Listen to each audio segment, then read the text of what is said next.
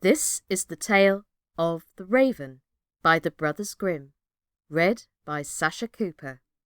Enjoy! There was once a queen who had a little daughter, still too young to run alone. One day the child was very troublesome, and the mother could not quiet it, do what she would.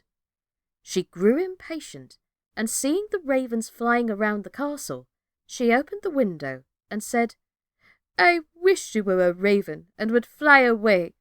Then I should have a little peace." Scarcely were the words out of her mouth when the child in her arms was turned into a raven and flew away from her through the open window. The bird took its flight to a dark wood and remained there for a long time, and meanwhile the parents could hear nothing of their child. Long after this, a man was making his way through the wood when he heard a raven calling, and he followed the sound of the voice. As he drew near, the raven said, "I am by birth a king's daughter, but am now under the spell of some enchantment. You can, however, set me free." "What am I to do?" he asked. She replied, "Go farther into the wood until you come to an old house, wherein lives an old woman. She will offer you food and drink, but you must not take of either. If you do, you will fall into a deep sleep and will not be able to help me. In the garden behind the house is a large tan heap, and on that you must stand and watch for me. I shall drive there in my carriage at 2 o'clock in the afternoon for 3 successive days. The first day it will be drawn by 4 white, the second by 4 chestnut, and the last by 4 black horses. But if you fail to keep awake and I find you sleeping, I shall not be set free." The man promised to do all that she wished, but the raven said, "Alas, I know even now that you will take something from the woman and be unable to save me." The man assured her again that he would on no account touch a thing to eat or drink. When he came to the house and went inside, the old woman met him and said, "Poor man, how tired you are! Come in and rest, and let me give you something to eat and drink." "No," answered the man, "I will neither eat nor drink." But she would not leave him alone, and urged him, saying, "If you will not eat anything, at least you might take a draught of wine. 1 drink counts for nothing." And at last he allowed himself to be persuaded, and he drank. As it drew towards the appointed hour, he went outside into the garden and mounted the tan heap to await the raven. Suddenly a feeling of fatigue came over him, and unable to resist it, he lay down for a little while, fully determined, however, to keep awake. But in another minute his eyes closed of their own accord, and he fell into such a deep sleep that all the noises in the world would not have awakened him. At 2 o'clock the raven came driving along, drawn by her 4 white horses. But even before she reached the spot, she said to herself, sighing, "I know he has fallen asleep." When she entered the garden, there she found him, as she had feared, lying on the tan heap, fast asleep. She got out of her carriage and went to him. She called him and shook him, but it was all in vain. He still continued sleeping. The next day at noon, the old woman came to him again with food and drink, which he had first refused. At last, overcome by her persistent entreaties that he would take something, he lifted the glass and drank again. Towards 2 o'clock, he went into the garden and onto the tan heap to watch for the raven. He had not been there long before he began to feel so tired that his limbs seemed hardly able to support him, and he could not stand upright any longer. So again he lay down and fell fast asleep. As the raven drove along her 4 chestnut horses, she said sorrowfully to herself, "I know he has fallen asleep." She went as before to look for him, but he slept, and it was impossible to wake him. The following day, the old woman said to him, "What is this? You are not eating or drinking anything. Do you want to kill yourself?" He answered, "I may not, and will not either eat or drink." But she put down the dish of food and the glass of wine in front of him, and when he smelt the wine, he was unable to resist the temptation and took a deep draught. When the hour came round again, he went as usual onto the tan heap in the garden to await the king's daughter. But he felt even more overcome with weariness than on the previous 2 days, and throwing himself down, he slept like a log. At 2 o'clock, the raven could be seen approaching, and this time her coachman and everything about her, as well as her horses, were black. She was sadder than ever as she drove along, and said mournfully, "I know he has fallen asleep, and will not be able to set me free." She found him sleeping heavily, and all her efforts to awaken him were of no avail.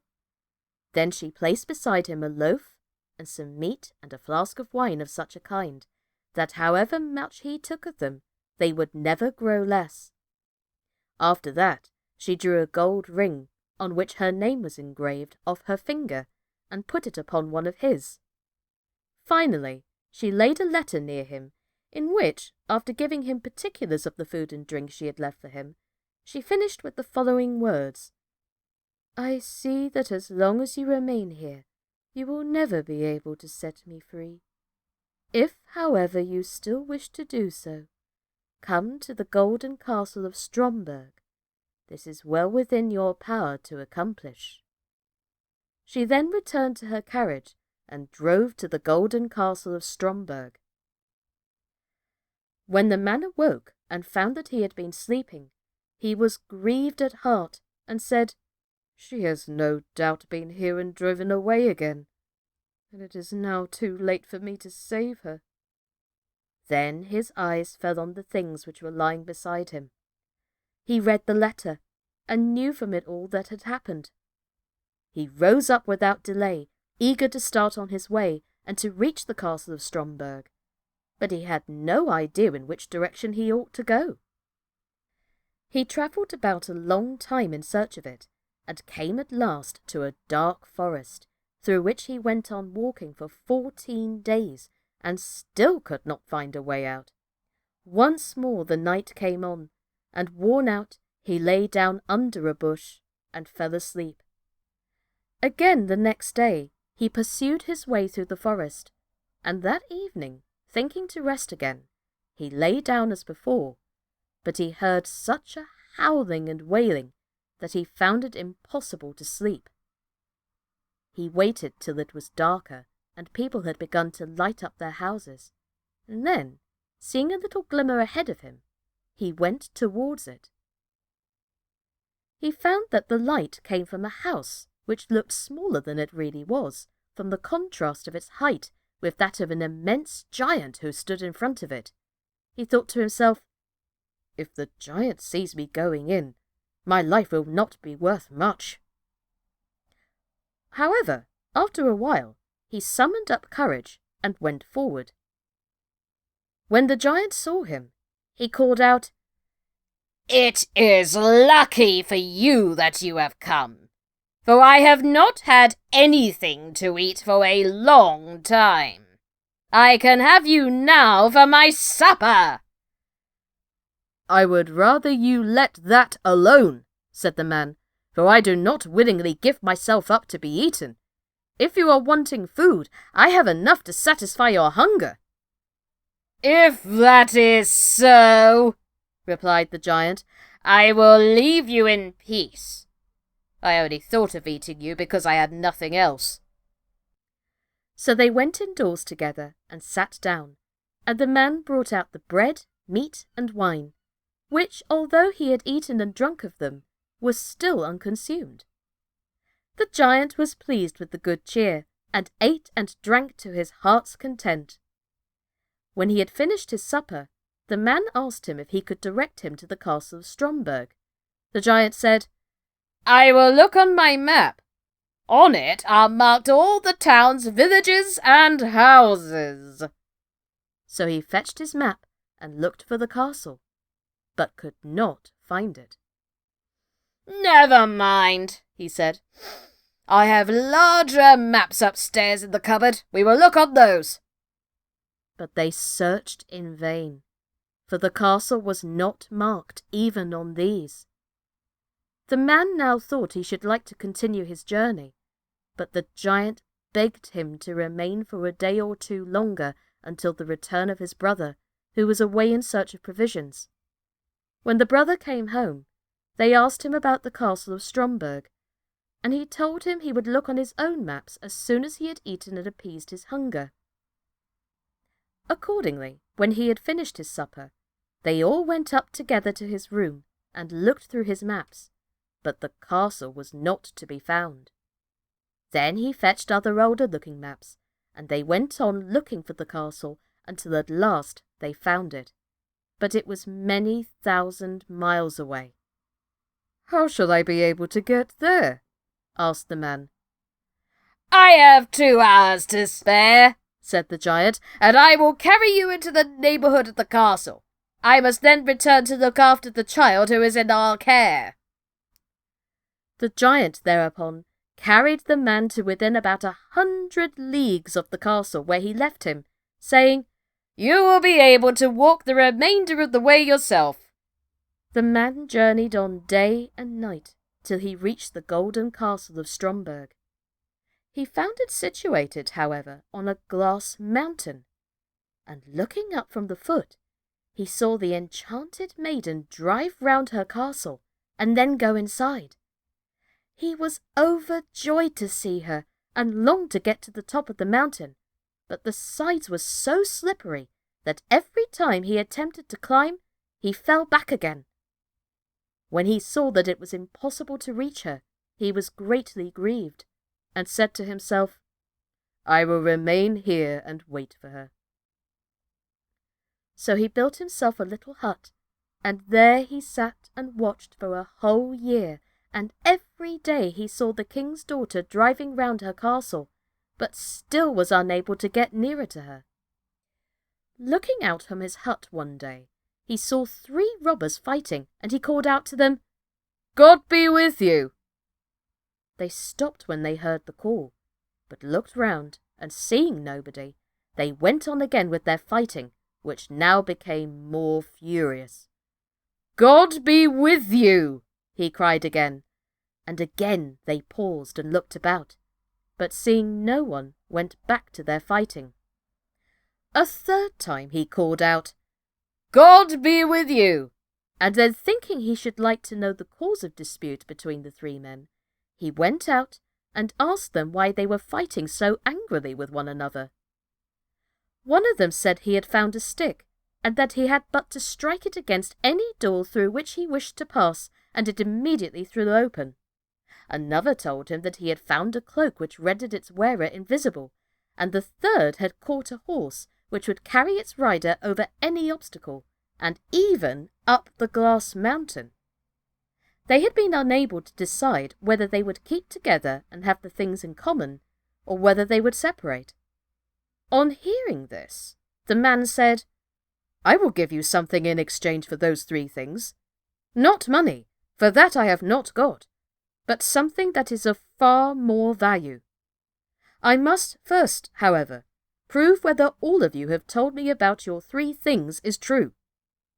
The robbers, therefore, made him get on the horse, and handed him the stick and cloak, and when he had put this around him, he was no longer visible. Then he fell upon them with the stick, and beat them one after another, crying, "Ha ha! There, you idle vagabonds! You have got what you deserve. Are you satisfied now?" After this, he rode up the glass mountain. When he reached the gate of the castle, He found it closed, but he gave it a blow with his stick, and it flew wide open at once, and he passed through. He mounted the steps and entered the room where the maiden was sitting, with a golden goblet full of wine in front of her. She could not see him, for he still wore his cloak. He took the ring which she had given him off his finger, and threw it into the goblet, so that it rang as it touched the bottom. "That is my own ring!" she exclaimed. "And if that is so, the man must also be here who is coming to set me free." She sought for him about the castle, but could find him nowhere. Meanwhile, he had gone outside again, and mounted his horse, and thrown off the cloak. When therefore she came to the castle gate, she saw him, and cried aloud for joy. Then he dismounted, and took her in his arms, and she kissed him, and said, "Now you have indeed set me free, and tomorrow we will celebrate our marriage." And that is the tale, the beautiful tale, of The Raven by the brothers Grimm. Now, there really is a message in this story, and that is, sometimes life and love is worth the risk. We may take twists and turns here and there, but we always triumph in the end by not giving up, and that's what the man never did, never gave up.